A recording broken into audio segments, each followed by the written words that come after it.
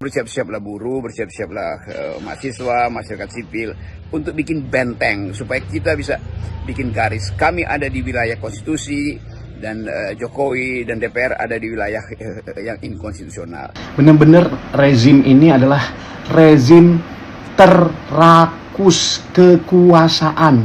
Ya, jangan meludahi rakyat. Ya, apalagi menipu. Kami sudah paham. Ya. Atau Anda menginginkan ada tumpah merah di sana. Hati-hati. DPR ribet banget ya. Kemarin waktu Pilpres kita disuruh menerima tuh keputusan belimbing sayur dicalonkan. Ini nggak boleh dibiarkan, karena ini adalah bukti bahwa kedaulatan rakyat udah mati. Ini adalah bukti bahwa demokrasi kita hari ini menjadi demokrasi semu. Ini nggak boleh dibiarkan karena berarti suara rakyat hari ini nomor 2-kan. Ayo, lawan bareng. Assalamualaikum warahmatullahi wabarakatuh. Kembali lagi di channel Prayoga Muhammad. Gimana kabar kalian semua? Semoga baik-baik saja ya dan dilancarkan segala rizkinya. Ini puncak kemarahan yang dimana seharusnya putusan dari Mahkamah Konstitusi itu sudah final dan tidak bisa lagi diotak-atik kecuali DPR yang melakukannya. Tapi nyatanya dan itu terjadi teman-teman semua. Kenapa sih? Segenting apa sih?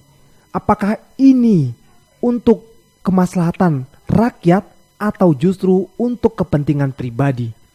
Teman-teman semua, di sini gue akan membacakan sedikit ya tulisan dari Pak Anies Baswedan. Demokrasi Indonesia kembali berada di persimpangan krusial. Nasibnya ditentukan hari-hari ini oleh ibu bapak wakil rakyat di DPR yang masing-masing dari mereka memegang titipan suara ratusan ribu rakyat Indonesia. Ibu bapak ketua partai memanggul kesempatan dan tanggung jawab yang sama pula saat ini. Kita sampaikan harapan kuat kepada mereka semua agar berpikir jernih dan berketetapan hati mengembalikan konstitusi dan demokrasi Indonesia kepada relnya. Sesuai cita-cita reformasi, semoga setiap mereka menjadi bagian yang dicatat dengan baik dalam sejarah perjalanan bangsa. Karena teman-teman semua, apa yang dilakukan saat ini pasti akan tercatat dan menjadi sejarah. Tinggal kita akan memilih menjadi sejarah yang baik atau sejarah yang buruk. Oke teman-teman semua, ini komentar dari para netizen, begitupun dari Bung Rocky Gerung menekankan kepada rakyat untuk mengawasi putusan dari Mahkamah Konstitusi. Kawal terus Mahkamah Konstitusi. Oke teman-teman semua, kita lihat videonya. Karena itu pilihan politik dan itu sah. Ya silakan aja Pak Ketua. Terima kasih. Setuju ya, merujuk kepada Mahkamah Agung ya. Bentar. Lanjut. Pimpinan ini setuju atas apa ini pimpinan? Yang pilihan MK, Mahkamah Agung putusan kan ada 2 putusan pengadilan. Enggak. Fraksi PD sudah kita kasih kesempatan ngomong. Fraksi yang lain kan juga punya kesempatan untuk ngomong, punya hak yang sama. Oke, terus yang diputuskan apa? Merujuk kepada putusan Mahkamah Agung. Mayoritas. Sudah dihitung per fraksi pimpinan. Siapa yang setuju, siapa yang tidak setuju? Udah kelihatan dari tadi itu. Tadi kalau nggak salah baru 2 yang ngomong. Silakan lanjut. Pimpinan, Ya nggak perlu mengatur fraksi yang lain. Yang penting fraksi PD sudah menyampaikan pendapatnya. Fraksi lain menyatakan persetujuannya, ya urusannya fraksi lain-lain gitu. Saya kira fair aja kan. Kita kan tidak Pimpinan, saya kira kita lanjutkan supaya bisa kita bahas dim selanjutnya, pimpinan. Pak Ketua, ya, bukannya bertanya ini, kami hanya sekedar mengingatkan, dan kami juga ingin juga teman-teman kita urung rembuk. Kalau kita dengar-dengar, pembicaraan ini seperti berada di pinggiran pasar ya. Kok kesannya kayak tidak elegan gitu. Dan di situ seperti kayak gimana gitu lah, kalian bisa menyimpulkan sendiri lah ya. Kita lanjut lagi guys. Lagi rame di DPR ya. DPR ribet banget ya. Kemarin waktu Pilpres kita disuruh menerima tuh keputusan belimbing sayur dicalonkan. Sekarang giliran MK mengeluarkan peraturan terbaru. Dia pada nolak. Yang salah kita apa dia ya? Bang, lo jelasin nih bang, gue bingung nih. Jadi jika wakil rakyat dan dalam hal ini DPR RI bercoba untuk mengangkangi konstitusi dengan mengakali pasal-pasal yang sudah diputuskan oleh Mahkamah Konstitusi, tidak ada kata lain untuk kita lawan, turun ke jalan untuk kepung DPR RI agar meluruskan amanah undang-undang yang sudah diputuskan oleh Mahkamah Konstitusi. Jadi ya, buat kawan-kawan yang ada waktunya, meluangkan waktunya, mari kita suarakan suara kita untuk mengawal putusan konstitusi besok jam 9 pagi di gedung DPR RI. Oke? Mantap, panjang umur perjuangan, merdeka! Semangat ya. Habis makan nanti. Oke, salam ya. Dua putusan MK yang dibacain kemarin adalah kemenangan bagi seluruh rakyat Indonesia. Tapi hari ini kemenangan itu mau dirusak oleh balik DPR RI. Putusan itu adalah kemenangan bagi seluruh rakyat Indonesia karena kembali menghadirkan demokrasi yang telah mati suri. Putusan tersebut adalah kemenangan bagi seluruh rakyat Indonesia karena kembali menghidupkan demokrasi kita yang hari-hari ini tinggal menjadi demokrasi tiket dan demokrasi prosedural. Dengan adanya putusan MK kemarin, kedaulatan rakyat, kedaulatan hukum, dan demokrasi kembali ditegakkan. Dan hukum bukan menjadi sekedar mainan penguasa lagi untuk melanggengkan kekuasaan. Hari ini balik DPR RI berusaha untuk mengganggu rasa kemenangan kita. Dengan tidak menghormati konstitusi dan melecehkan lembaga Mahkamah Konstitusi, hari ini balik DPR RI berusaha untuk merevisi UU Pilkada yang sama sekali tidak mencerminkan substansi dari putusan MK yang terakhir. Bahkan yang paling lucu hari ini adalah balik DPR RI berusaha untuk merumuskan pasal dalam UU Pilkada tentang batasan usia pencalonan kepala daerah. Ini mirip sama putusan MK nomor 90 tahun 2023 kemarin yang membuat Gibran bisa melaju menjadi calon wakil presiden padahal sejatinya usianya belum cukup. Banyak orang yang berpikir bahwa tindakan balik DPR RI hari ini adalah untuk adiknya Gibran, Kaisang, agar bisa melaju ke pilkada. Ini nggak boleh dibiarkan, karena ini adalah bukti bahwa kedaulatan rakyat udah mati. Ini adalah bukti bahwa demokrasi kita hari ini menjadi demokrasi semu. Ini nggak boleh dibiarkan karena berarti suara rakyat hari ini nomor 2-kan. Ayo, lawan bareng. Salam logika. Dengan ini, saya mengajak teman-teman semua untuk ikut mengawasi wakil-wakil kita yang ada di DPR, khususnya Badan Legislatif atau Balek. Saya dengar bahwa keputusan MK yang baru nomor 60 tentang threshold pilkada akan coba diutak-atik, bahkan dianulir. Karena keputusan MK yang baru nomor 60 ini jelas-jelas merugikan untuk keluarga Pak Lurah. Bahkan sehari setelah keputusan MK keluar, Pak Lurah langsung memanggil menteri yang baru pengganti Pak Yasona. Saya benar-benar takut kalau keputusan MK yang baru ini akan dianulir oleh menteri yang baru. Melalui ini pula kami ingin mengetuk kepada yang terhormat pimpinan DPR RI, terkhusus Balik DPR RI. Kami dengar Balik sedang inisiasi keputusan politik melawan keputusan MK nomor 60 tentang threshold pilkada. Apabila berita ini benar, saya mohon tolong segera dihentikan. Buka jendela kantor kalian sekarang juga. Maka kalian akan melihat rasa gusar di rakyat semakin memuncak. Kami sudah cukup sabar selama ini, tapi jangan uji kesabaran kami terus-menerus. Seorang lurah bisa hilang dan berganti, tetapi negara harus tetap ada. Guys, dengerin alerta ini. Daripada lo sibuk ngurusin Zizi yang selingkuh, nggak penting. Mending lo fokus sama berita ini. Kenapa? Karena DPR dalam waktu dekat akan membuat rapat yang akan menganulir putusan MK 60 dan 70 yang baru bikin kalian semua bahagia.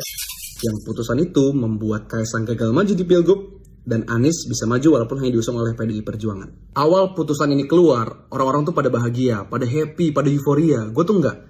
Gue tuh skeptis dan gak percaya masa ada berita politik semembahagiakan ini di Indonesia gitu loh. Ternyata bener aja. Kalau misalnya ada yang gak terima sama putusan ini. Gak mungkin Raja Jawa terima kalau ada putusan yang mengganggu anaknya untuk maju. MK baru-baru ini tanpa kehadiran si paman di sidangnya mengeluarkan 2 putusan yang luar biasa membuat bahagia awalnya. Putusan 60 yang membuat di level provinsi partai cukup 7,5% itu bisa ngajuin calon gubernur. Dan ini kan membuat nantinya Kimples tuh punya pesaing di tiap provinsi. DKI nggak jadi calon boneka, Banten nggak jadi kota kosong, Jatim mungkin nggak jadi kota kosong, dan banyak daerah lainnya. Lalu putusan 70 yang membuat penegasan kalau misalnya umur 30 itu ya dari zaman pendaftaran, bukan cuma pas pelantikan. Nah, Kaisang itu baru 30 pas pelantikan, pas pendaftaran dia belum 30. Dan dia nggak bisa maju akhirnya, padahal udah deklarasi tuh di Jateng, di Jakarta balihonya banyak, ya nggak jadi maju. Tapi itu awalnya. Sampai kemudian ramai terdengar kalau DPR akan membuat rapat karena katanya KPU butuh konsultasi. Kemarin putusan soal Gibran nggak ada itu KPU konsultasi, sekarang minta konsul. Rapat ini rumornya akan menganulir putusan MK 60 dan 70 yang ini. Sehingga ujung-ujungnya ya Kaisang bisa maju dan ujung-ujungnya di setiap wilayah harapannya bisa dipersulit lagi untuk Kimples punya lawan. Dan lagi-lagi DPR-nya party pooper. Ganggu aja kesenangan rakyat Indonesia ini. Dan kita tahu di belakang DPR ya ada Raja Jawa yang telah menanti-nanti anaknya untuk maju. Kroni-kroninya untuk menang, untuk maju. Diganggu ya nggak seneng lah dia. Gue udah kebayang ntar jawabannya template nih. Ya tanyakan ke DPR. Yang membuat undang-undangnya DPR. Tanyakan ke MK. Yang membuat putusannya ke MK. Saya ini presiden, saya bukan ketum parpol. 10 tahun kita punya presiden yang tiap ditanya lempar sana sini. Gak capek apa kalian? Jadi kawal terus, karena yang kita lagi perjuangin itu bukan individu atau partai tertentu, enggak. Kita lagi memperjuangkan biar pilkada kita itu kompetisinya hidup, penuh dengan gagasan, dan tidak diisi oleh kota kosong, apalagi calon boneka buatan rezim. Jadi ayo kita kawal lagi pilkada kita, supaya yang menang ujung-ujungnya adalah rakyat itu sendiri. Sangat memalukan bahkan di mata internasional kalau sesuatu sudah diputuskan oleh Mahkamah Konstitusi maka itu berlaku segera dan pada saat itu dan tidak boleh ada penundaan. Sekarang ada upaya untuk memanfaatkan menteri yang baru, menteri Hukum yang baru itu untuk mempersiapkan peraturan pemerintah pengganti undang-undang Perpu. Perpu itu hanya boleh diterbitkan dalam keadaan darurat. Nah justru undang-undang yang ada sekarang itu yang sifatnya darurat yang dibatalkan oleh Mahkamah Konstitusi. Jadi komunikasi-komunikasi yang sedang dibuat antara istana dengan DPR itu menunjukkan ada konspirasi baru untuk mengkhianati konstitusi itu. Jadi sebetulnya bersiap-siaplah buruh, bersiap-siaplah mahasiswa, masyarakat sipil untuk bikin benteng supaya kita bisa bikin garis. Kami ada di wilayah konstitusi dan Jokowi dan DPR ada di wilayah yang inkonstitusional. Ini lucunya kemampuan akademis kita sudah kita kerahkan, semua sifat kejujuran sudah kita ucapkan, tetapi Jokowi tetap menganggap bahwa dia harus benar, dia harus menang tuh. Dan tidak mungkin ada manusia yang berakal sehat di negeri ini yang ingin meloloskan seluruh ambisi Jokowi. Hanya itu yang mungkin kita bisa pesankan pada teman-teman pers juga tentu akan mulai melihat bahwa pemberitaan tidak boleh lagi dianggap netral. Di pers harus memihak pada apa yang diputuskan Mahkamah Konstitusi. Tentu ada semacam cover both side, tetapi yang lebih penting adalah menentukan sikap. Jadi agenda setting dari masyarakat sipil harus juga dibaca sebagai agenda setting dari pers yang berakal sehat. Hanya dengan cara itu kita bisa persatukan lagi negeri ini untuk menjemput perubahan baru yang sudah dibukakan pintunya oleh Mahkamah Konstitusi.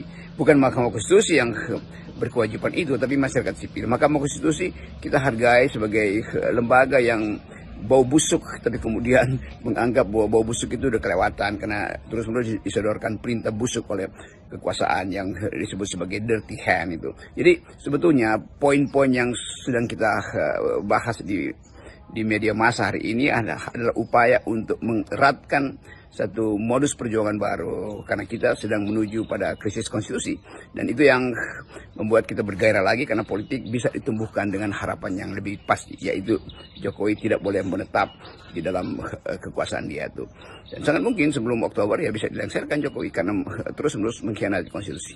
Ya itu sih yang kita inginkan ya.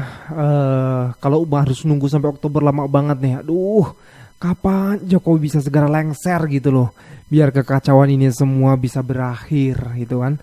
Rakyat udah muak banget nih, sampai ini nanti kejadian putusan MK benar-benar diamputasi. Wah pokoknya udah gila banget nih, nggak mungkin rakyat mau diem aja terus kan. Oke teman-teman, kita lanjut lagi ke videonya.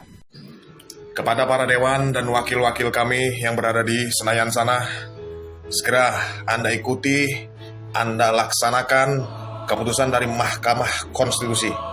Ya, jadi jangan ada yang bermain-main di sini. Ya, jangan Anda melanggar hukum. Ya, jangan Anda melanggar prinsip-prinsip yang sudah disepakati. Ya, jangan Anda membangkang dengan negeri ini. Ya, apakah itu bisa dikatakan makar?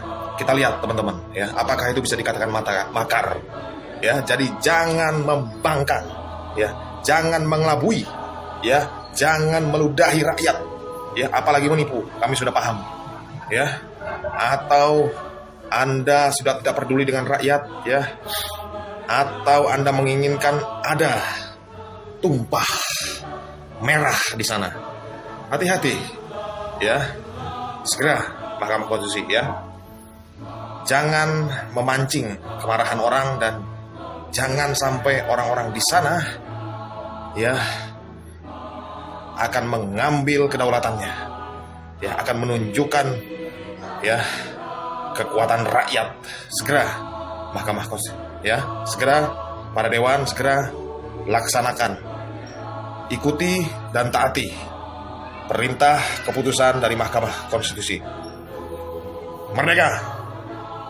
Kalau sampai adanya upaya aborsi terhadap putusan MK yang kemarin melalui Badan Legislatif, Menkumham, ini para buruh pasti akan bergerak dan masyarakat juga akan sangat marah besar, karena dengan keputusan MK yang kemarin itu adalah kemenangan bagi rakyat supaya mereka bisa memilih calon-calon terbaik. Kita disodorkan banyak pilihan calon, bukan satu pasangan calon yang dipaksakan, ya. Nah ini kalau benar sampai terjadi pembatalan terhadap keputusan MK yang kemarin, benar-benar rezim ini adalah rezim terrakus kekuasaan, dan ini tidak baik untuk demokrasi. Kita harus lawan. Jokowi tidak bisa tidur. Rapat, ketemu sana sini, semua orang dipanggil ke istana dengan putusan MK. Putusan MK ini adalah membrotolin kekuasaan seorang Jokowi. Makanya langsung nih, Kominfo dipanggil, ya kan? Menteri HAM dipanggil. Semua dipanggil-panggil menteri-menterinya. Dimarah-marahin lah. Apakah seorang Jokowi akan mengeluarkan perpu untuk menggagalkan MK? Untuk menggagalkan putusan MK yang baru ini, yang menggagalkan anaknya? Ternyata perpu tidak digunakan sama seorang Jokowi untuk menggunakan ini kayaknya. Dulu kan teriak-teriak nih tentang kasus RUU perampasan harta koruptor. Kenapa seorang Jokowi tidak menggunakan perpu itu? Jangan-jangan akan digunakan untuk sekarang. Satu-satunya jalan untuk menggagalkan putusan MK adalah perpunya seorang Jokowi. Deng deng deng deng deng deng deng. Deng deng deng deng deng deng deng deng deng. Mana nih pendukungnya Jokowi yang akui 58? Yang teriak-teriak. Sekarang kan nggak ada teriak-teriak nih tentang RUU perampasan harta koruptor. Sepi kan? Karena para baser projo, masyarakat rakyat udah paham. RUU perampasan harta koruptor hanya untuk framing seorang Jokowi, untuk menaikkan elektabilitasnya dia. Modus dasar raja gorong-gorong selwaras. Berat pokoknya ya. Kita tinggal menunggu saja nih apakah yang akan terjadi dalam 1-2 hari ke depan. Karena sebentar lagi tanggal 29 ya kan, di situ putusan untuk nama-nama pencalonan Pilgub DKI dan juga tentunya apakah Kaisang akan bisa maju atau tidak ya kan. Tergantung nih, kalau MK benar-benar diamputasi ya sudahlah. Rakyat harus menentang dan bersuara. Ini waktunya guys. Kumpulin. Ini waktunya guys. Jangan diam terus. Oke teman-teman semua, gue rasa cukup ya. Jangan lupa untuk berikan komentar dan kritikan kalian di bawah ini. Jangan lupa juga untuk like, subscribe channel ini. Sekian dari gue, Prayoga Muhammad. Wassalamualaikum warahmatullahi wabarakatuh.